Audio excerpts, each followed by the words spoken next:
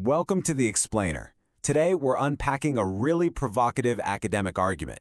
It asks us to think about something that sounds, well, almost unthinkable: the potential for widespread civil war right here in the West.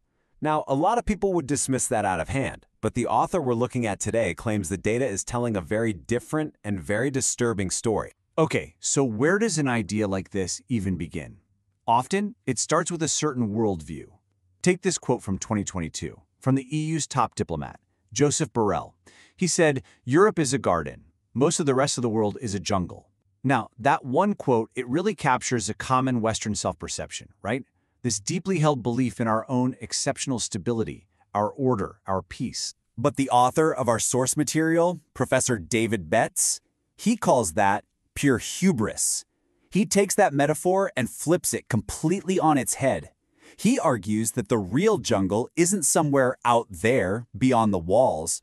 No, he says it's growing right here, on the inside. So let's get right to the heart of the author's claim.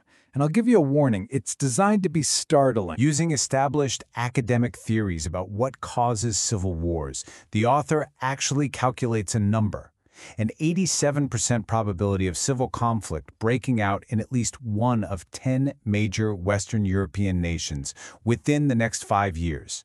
That's not some vague warning. It's a specific, calculated risk. So the big question is, how on earth does he get to a number like that? Well, what's really fascinating here is how he builds his case. So let's unpack the 3 core drivers he identifies for this prediction. These are the pillars that he argues are beginning to crack. So, what are these big forces he's pointing to? He argues it's this perfect storm, a trifecta of instability. First, a fundamental collapse of social trust. Second, the rise of intense factionalism and identity politics. And third, a deep structural economic decline. So let's start with that first one, trust. The author talks about this idea of social capital.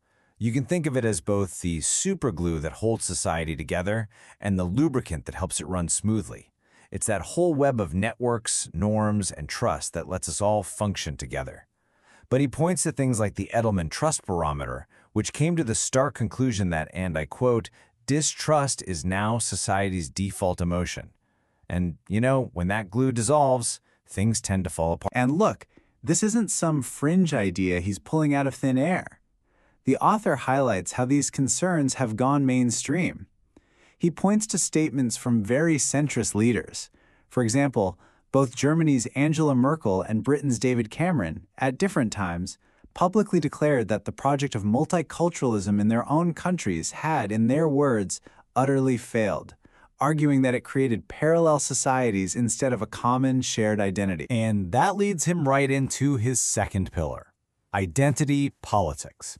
Now, the author defines this as a political approach where different groups focus entirely on their own specific interests, without much regard for a larger, shared national goal.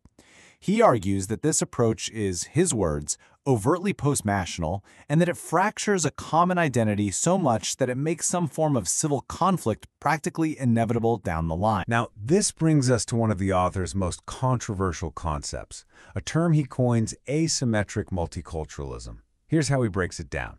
He argues that in the current Western model, things like in-group preference, ethnic pride, and group solidarity are seen as acceptable, even positive, for minority groups. But, he claims, for the majority group, those exact same behaviors are framed as supremacist attitudes, as something dangerous to the social order.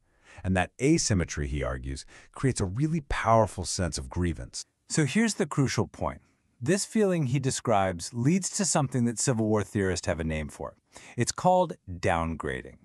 And this is really important. It's not just about losing an election or a political debate. It's the deep-seated perception by a group that used to be dominant that they are facing a total status reversal. The author stresses that this narrative, this feeling of being demoted culturally and politically, is one of the most powerful catalysts for revolt that academics have ever identified. Okay, so if that's the why, how might this tension actually play out on the ground? The author moves from the theory to the how, and he outlines a potential strategy that really hinges on a clear geographic divide we see all over the West. He introduces this very stark term: feral cities.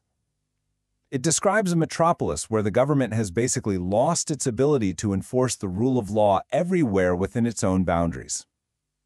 He then claims that many Western cities are already becoming, in his words, partially feral, and points to things like decaying infrastructure, what some call no-go zones, and what he sees as a kind of two-tier policing as evidence. And this table here, which uses recent French election data as an example, really helps you visualize that geographic split he's talking about.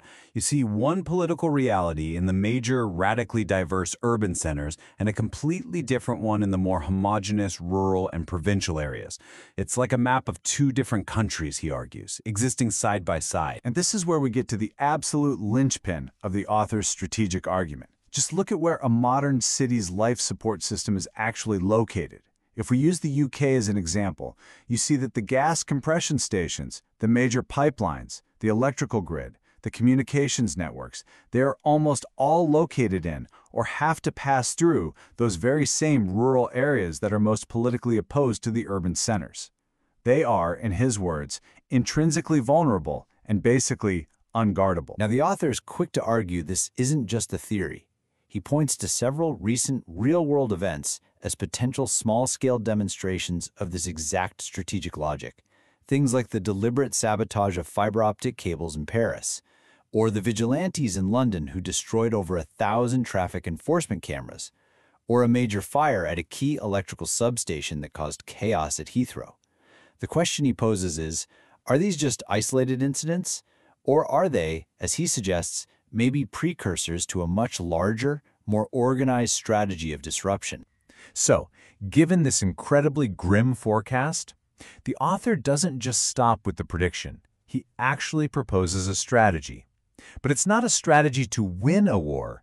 It's focused purely and starkly on damage limitation. His proposed plan is all about pragmatism, and it unfolds in three pretty stark steps. Step 1, protect cultural capital. That means securing priceless art, archives, and architecture from the looting and destruction that always happens in civil wars. Step 2, protect human capital. This means setting up secure zones, areas of diminished danger to shelter people and keep some core of normal life going. And step 3, which is maybe the most chilling, is to secure fissile materials, to prevent a loose nuke scenario if a state begins to fail. When it comes to protecting cultural treasures, he actually looks to history for a working model. He points to the famous Monuments Men from World War II. He suggests creating a modern version of that service today, writing that it would be advisable, and that the Monuments Men would be a good blueprint. And for that terrifying threat of securing a nation's nuclear arsenal during a collapse, the author's advice is incredibly memorable. He tells this story about how Britain's crown jewels were hidden from the Nazis in a simple biscuit tin buried at Windsor Castle. And then he says, for the problem we face today, a bigger biscuit tin will be necessary. It's such a simple metaphor for an unbelievably terrifying challenge. The author chooses to end his entire analysis by quoting the poet W.B. Yeats from his famous poem, The Second Coming, because he feels it perfectly captures the essence of the societal breakdown he's describing. Things fall apart, the center cannot hold. And really, that leaves us with the central, deeply unsettling question that this whole analysis poses. The author's claim is that the tools for widespread revolt are just lying around, that the knowledge of how to use them is everywhere, and that the most critical targets are almost completely undefended. So his argument moves beyond just a prediction and becomes a timeless warning, forcing all of us to ask, what really happens when a society stops trusting itself?